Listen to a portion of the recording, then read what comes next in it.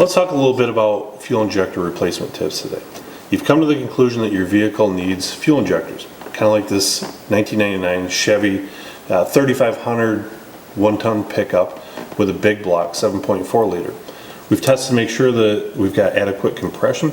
We've tested the ignition system, make sure that we've got adequate spark and the timing is occurring at the right moment. We came to the conclusion that we're lacking the proper amount of fuel here. Part of that also, we have to make sure that we have good B+ voltage going to the injector. We also had to make sure that the PCM, or the vehicle's computer, was commanding the injector on for the appropriate amount of time. Once we've tested all that, ensured everything was okay, we came to the conclusion that we had a faulty fuel injector.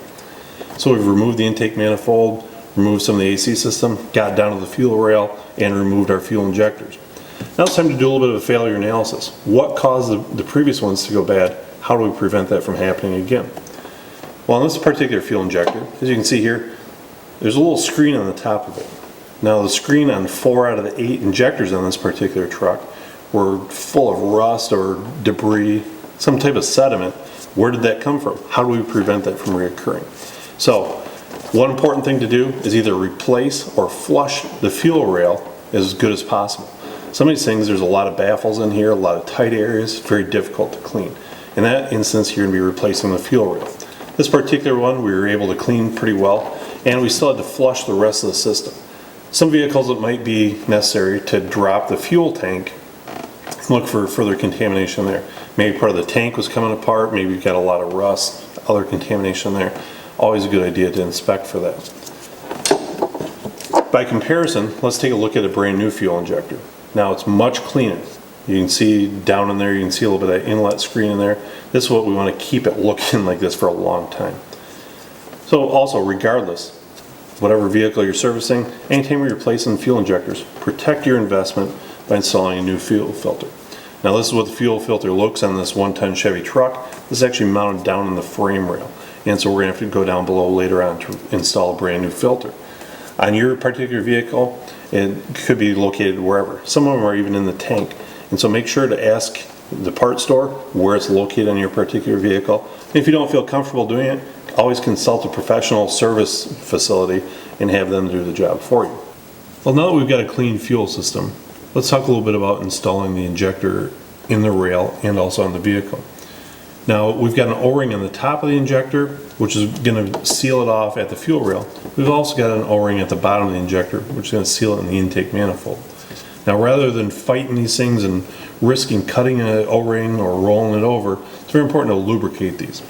Now, for example here, I'm using a little bit of a transmission assembly gel here. I'm going to very lightly lubricate this O-ring,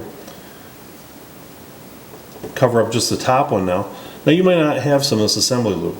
Petroleum jelly, even clean engine oil will work just as well. It's very important that we lubricate these O-rings.